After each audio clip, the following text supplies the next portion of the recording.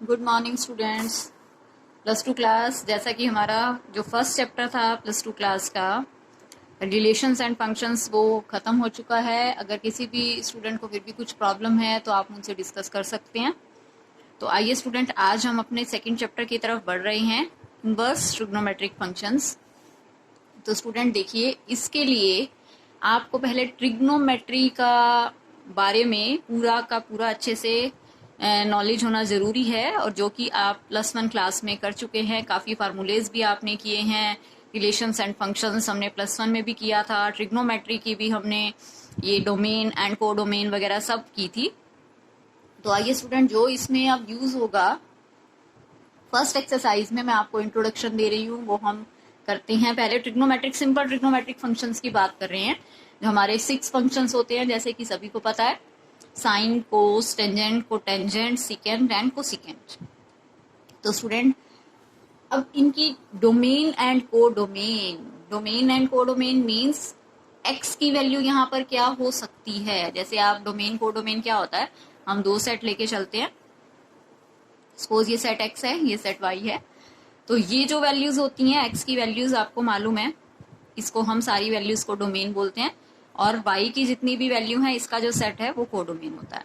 तो ये trigonometric functions में भी अप्लाई होती हैं। फंक्शंस नाम से ही पता चल रहा है, क्योंकि वो फंक्शंस हैं, फंक्शंस में डोमेन एंड कोडोमेन होगी ही होगी। तो इसमें आप क्या क्या वैल्यूज पुट कर सकते हैं एंगल्स की, और क्या क्या आंसर्स आपको मिल सकते हैं। तो ये आप ट्रिग्नोमेट्रिक फंक्शंस के आप कर चुके हैं।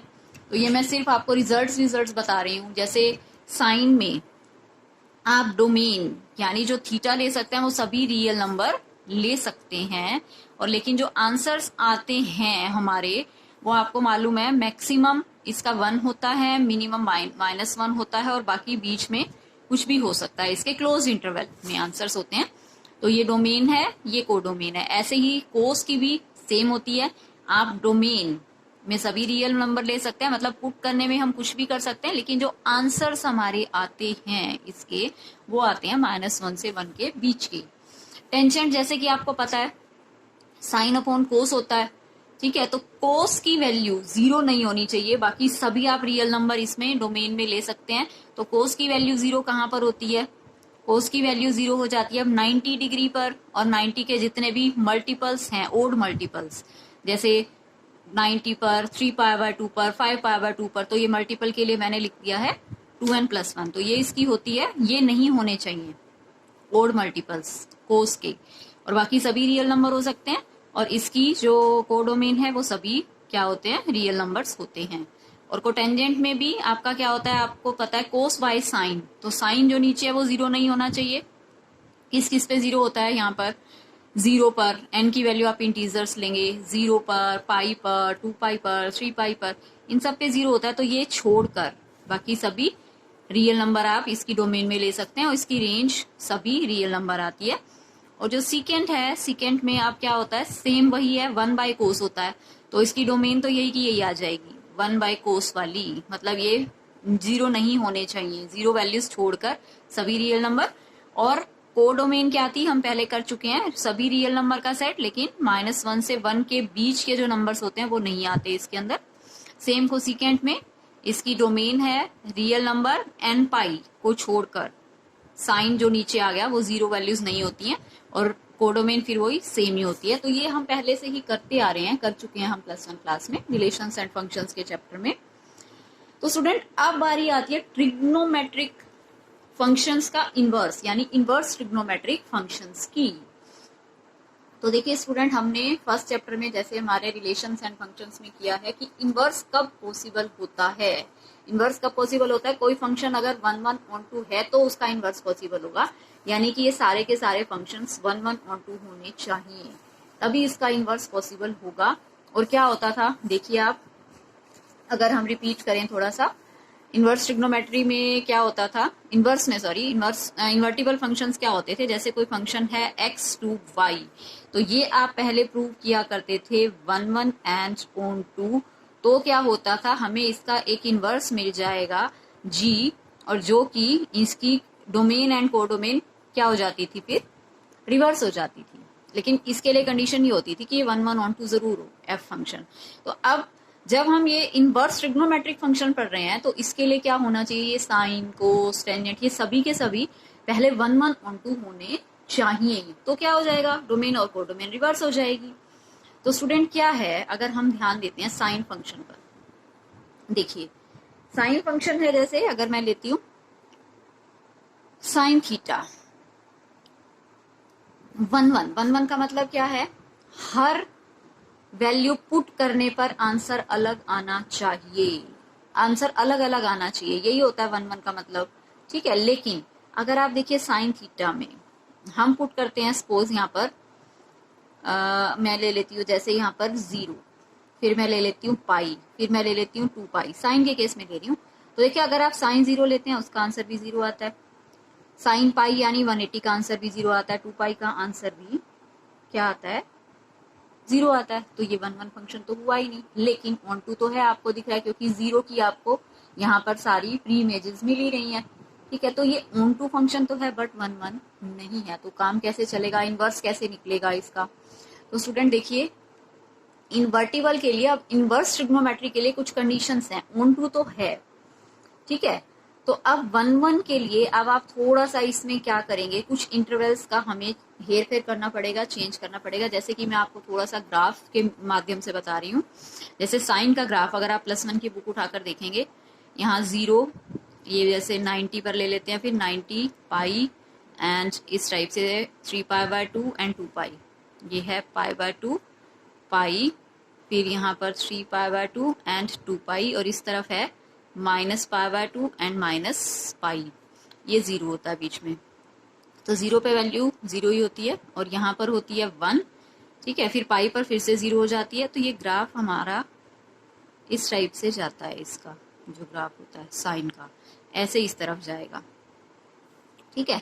तो अब आप देखें तो वैल्यूज तो आपकी क्या आएंगी, जैसे मैंने आपको बताया ये 0 काफी जगह पे आएगा, यहाँ भी 0, यहाँ भी 0, यहाँ भी 0, यहाँ भी 0, ये सारे अब 0 0 आ रहे हैं। तो ये 1 1 तो हुआ ही नहीं। तो देखिए स्टूडेंट अब हम क्या करते हैं, कुछ रिस्ट्रिक्शंस होती हैं। जैसे अगर हम सिर्फ इंटरवल यहाँ से यहाँ तक लें, देखिए -पाई/2 से पाई/2 तक अगर हम इंटरवल लेते हैं तो कोई भी वैल्यू रिपीट नहीं होगी। इस इंटरवल पर क्या हो जाएगा, फंक्शन ये साइन थीटा वाला 1 1 होगा, ठीक है स्टूडेंट। तो अब इसमें अब आपको मैं यहाँ पर आ रही हूँ कुछ रिस्ट्रिक्शंस के साथ। देखिए जो अब हम यहाँ पे करेंगे, मैंने जो क्या किया है, अब इनकी ये वाली सारी की सारी जो मैंने ट्रिग्नोमेट्रिक फंक्शंस की कोडोमेन की थी, डोमेन में तो कोई प्रॉब्लम नहीं है, ये बन जाएगी भाई की वे, लेकिन प्रॉब्लम कहाँ थी हमारी 1 1 में, यानी एक्स सेट में प्रॉब्लम थी। तो ये वाला जो एक्स सेट है ये चेंज होगा जब आप इनवर्स ट्रिग्नोमेट्री अब करेंगे। यहाँ पर अब यहाँ पर क्या होगा हमारा, ये देखिए जो मैंने y वाला सेट है इनवर्स के लिए, मैंने ये y वाला सेट है मैंने एज इट इज आगे लिख दिए हैं। अगर आप देखेंगे सभी के जो y वाले सेट हैं वो यहाँ पर लिख दिया, लेकिन जो x सेट है वो चेंज है। वो क्यों चेंज किया है, 1 1 की वजह से चेंज किया है। देखिए अब आप क्या करेंगे, ये y to x हो गया, जैसे ये g फंक्शन बन गया, इनवर्स फंक्शन हो गया, ये मैंने सारे यहाँ पर इनवर्स लिख लिए हैं। तो ये y to x, y वाला सेट तो सेम रहेगा जो हमारा किस में था, सिंपल ट्रिग्नोमेट्री में था, इनवर्स में नहीं था। तो x सेट हमने अपना चेंज किया है। क्यों चेंज किए हैं, क्योंकि ये 1 1 वाली कंडीशन सेटिस्फाई नहीं कर रहे थे। तो यहाँ पर मैंने अभी आपको बताया ग्राफ से कि जैसे हम यहाँ पर पाई/2 टू -पाई/2 टू पाई/2 कर लेते हैं अगर इसका ग्राफ, तो ये वैल्यू क्या हो जाएगी, 1 1 हो जाती है। तो इसलिए स्टूडेंट देखिए यहाँ पर अब कोडोमेन चेंज हो गई साइन इनवर्स की, ऐसे ही कोस इनवर्स की 0 to पाई है। ये आपको ये चीज बहुत ध्यान रखनी है कोडोमेन का। अब कोसिकेंट के लिए, कोसिकेंट के लिए क्या है, -पाई/2 टू पाई/2, लेकिन इसमें से 0 हमने छोड़ दिया। क्यों, क्योंकि 0 पे ये डिफाइन नहीं होगा, 1/sin होता है ना कोसिकेंट, तो ये डिफाइन नहीं होगा, 0 छोड़ दिया। ऐसे ही कोस में ये पाई/2 पर डिफाइन नहीं होगा, तो ये 0 to पाई, कोसिकेंट और सिकेंट की सेम ही है, बस पाई को छोड़ दिया। एंड टेंजेंट की क्या है, -पाई/2 टू पाई/2 के बीच में ये 1 1 होगा, इसलिए ये आपकी रिस्ट्रिक्ट हो गई अब की बार कोडोमेन, और कोट इनवर्स की 0 to पाई। तो स्टूडेंट ये आपको सबकी कोडोमेन्स ध्यान रखनी है। आप इनको प्रिंसिपल रेंज भी बोलते हैं या प्रिंसिपल वैल्यूज भी बोलते हैं, जो कि अभी आपको एक्सरसाइज में ये कहेंगे फाइंड आउट करने के लिए। और स्टूडेंट एक चीज और है, देखिए साइन इनवर्स और साइन एक्स का आंसर एक्स आएगा, लेकिन ये वाला एक्स किससे बिलोंग करेगा, इन से। ऐसे ही कोस इनवर्स और कोस एक्स का आंसर एक्स आएगा और एक्स इससे बिलोंग करेगा। यानी ये जो थीटा हैं सारे, ये सारे के सारे ये इससे बिलोंग करेंगे कोडोमेन से। तो ये आपको ये कोडोमेन वाला सेट ध्यान रखना है, या इसको आप प्रिंसिपल वैल्यूज भी बोलते हैं, इसकी प्रिंसिपल रेंज भी बोलते हैं। तो आपको ये सभी लर्न करने हैं, उसके बाद आपका एक्सरसाइज बहुत ही इजी लगेगी। फर्स्ट एक्सरसाइज देखिए, जैसे हम क्वेश्चंस पर आते हैं, क्वेश्चन आपको इजी लगेंगे। इसके लिए एक तो आपको ये लर्न होनी चाहिए, ये वाली टेबल फर्स्ट एक्सरसाइज के लिए, और जो दूसरा पिछली हम 10th क्लास से पढ़ते ही आ रहे हैं 90 तक की टेबल भी हमें लर्न होनी चाहिए। तो देखिए अब आइए अब करते हैं एक्सरसाइज। देखिए जैसा कि अब आपको क्या करना है, फर्स्ट क्वेश्चन है साइन इनवर्स -1/2 की प्रिंसिपल वैल्यू फाइंड आउट करनी है। तो स्टूडेंट देखिए पहले तो आप इसकी रेंज लिखेंगे। साइन इनवर्स की हमने क्या लिखी थी, जो प्रिंसिपल वैल्यू है या रेंज है -π/2 to π/2, यानी आंसर आपको इसके बीच में निकालना है। ये इसलिए मैंने आपको ये सभी बताए हैं। तो देखिए अब कैसे करेंगे हम, पहले साइन की 1/2 कहां पर होती है वैल्यू, सभी को मालूम है, ये होता है किस पर, 30 डिग्री पर। तो 30 डिग्री को हम लिखते हैं π/6। अब ये माइनस साइन हम कैसे लिख सकते हैं, ऐसे लिख सकते हैं, क्योंकि साइन ऑफ माइनस थीटा क्या होता है, माइनस साइन थीटा होता है। तो ये मैं माइनस साइन यहां भी लिख सकती हूँ, यहां भी लिख सकती हूँ, तो मैं ये साइन अंदर ले गई। तो अब देखिए स्टूडेंट, साइन इनवर्स और साइन एक्स, ऊपर अभी अभी हमने फार्मूला किया था कि साइन इनवर्स और साइन एक्स का आंसर क्या हो जाएगा, एक्स हो जाएगा, लेकिन क्या होना चाहिए, ये एक्स इससे बिलोंग करना चाहिए। तो इसका आंसर एक्स यानी -π/6 आ गया, और जो कि इस सेट से देखिए बिलोंग कर रहा है, -π/2 to π/2 ये आंसर आ रहा है। तो ये इसका क्या आ गया, प्रिंसिपल वैल्यू या आंसर। तो स्टूडेंट आपने क्वेश्चन इस तरह से करने हैं, बहुत ही इजी है। अगर आपको ये कोडोमेन वाली टर्म याद हो जाती है, लर्न हो जाती है। आप देखिए जैसे कोस के केस में पहले आप लिख लीजिए कि इसकी प्रिंसिपल वैल्यू क्या थी, प्रिंसिपल वैल्यू या रेंज क्या थी इसकी, 0 to π क्लोज इंटरवल। तो देखिए अब बिल्कुल इजी है। √3/2 वैल्यू किस पर होती है, √3/2 होती है इसकी π/6 पर, फिर से 30 डिग्री पर होती है इसकी।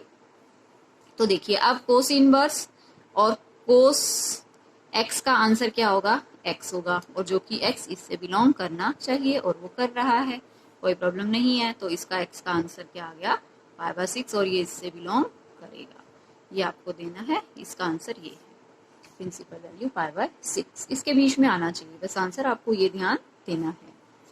अब देखिए स्टूडेंट इसका नेक्स्ट पे आ रहे हैं हम। जैसे अब मैं कुछ क्वेश्चंस ले रही हूँ, कुछ आप देखेंगे। अब देखिए स्टूडेंट अब क्या है, टेंजेंट इनवर्स। टेंजेंट इनवर्स की अभी अभी हमने की थी पीछे, अभी मैंने आपको बताई थी। टेंजेंट इनवर्स के लिए हमने आंसर क्या लिखा था, हमने लिखा था इसका आंसर -π/2 to π/2। इसका आंसर था -π/2 to π/2, ओपन इंटरवल है बट, ठीक है। तो इसके बीच में आंसर आना चाहिए। तो देखिए स्टूडेंट फिर से 1 पहले किस पे होता है, 45 पर, ठीक है। अब ये माइनस साइन है, माइनस साइन आप अंदर लिख सकते हैं, क्योंकि minus tangent theta tangent of minus theta के इक्वल होता है। तो अब इसका आंसर एक्स ही आ जाएगा। टेंजेंट इनवर्स और टेंजेंट एक्स का आंसर क्या होता है, एक्स ही होता है, यानी -π/4 आ जाएगा। बट ये इसके बीच में बिलोंग करना चाहिए, जो कि कर रहा है। तो इस टाइप से स्टूडेंट आपने क्वेश्चन करने हैं, बहुत ही इजी क्वेश्चन है, बस टेबल आपको लर्न होनी चाहिए। तो देखिए अब जैसे नेक्स्ट क्वेश्चन मैं एक और ले रही हूँ, सेकेंड इनवर्स 2/√3। तो देखिए सेकेंड इनवर्स 2/√3, √3/2। अब कोस की वैल्यू अभी अभी हमने किया था किसके ऊपर होती थी, 30 पर, तो ये भी क्या हो जाएगी 30 पर। और सेकेंड की हमने क्या की थी, हमने सेकेंड की अभी अभी रेंज की थी 0 to π। एक तो 0 to π के बीच में होना चाहिए इसका आंसर, 0 to π क्लोज इंटरवल, लेकिन -π/2 नहीं, π/2 नहीं होना चाहिए। π/2 इसमें से हम छोड़ देते हैं, क्यों, क्योंकि ये कोस का इनवर्स होता है, कोस का रिवर्स होता है। तो रिवर्स करेंगे तो उस पे ये π/2 पे नॉट डिफाइंड होगा। तो 0 से π के बीच में आंसर आना चाहिए, जो कि आ रहा है अगर आप देखते हैं तो इसका आंसर सीधा ही क्या आ जाएगा, π/6, और ये इससे बिलोंग करना चाहिए। 0 to π एंड π/2 इसमें से आपको एक्सक्लूड करना है या छोड़ना है। अब देखिए एक क्वेश्चन जैसे मैं और ले रही हूँ, कोसिकेंट वाला ले लेते हैं। अब कोसिकेंट -√2 है, तो कोसिकेंट के लिए हमारी प्रिंसिपल वैल्यू या प्रिंसिपल रेंज किसके इक्वल थी, ये साइन वाली ही है, -π/2 to π/2 वही है, लेकिन इसमें आपको क्या छोड़ना था, ये किस पर डिफाइन नहीं होता, 0 पर डिफाइन नहीं होता, तो हमें 0 बस छोड़ना है, यही था। तो x इससे बिलोंग करेगा। अब इसकी वैल्यू √2 किस पे होती है, 45 पे, कोसिकेंट π/4 लिख देंगे। अब माइनस साइन को हम कहाँ लेकर जा सकते हैं, इसको अंदर लिख सकते हैं, तो कोसिकेंट और ये कैंसिल होके आंसर आ जाएगा -π/4, और जो कि इससे बिलोंग कर रहा है -π/2 to π/2 क्लोज इंटरवल, बट इसमें 0 एक्सक्लूड है, तो ये प्रिंसिपल वैल्यू ये आ गई। तो स्टूडेंट बहुत ही इजी क्वेश्चन है, बस आपको टेबल थोड़ी सी लर्न होनी चाहिए।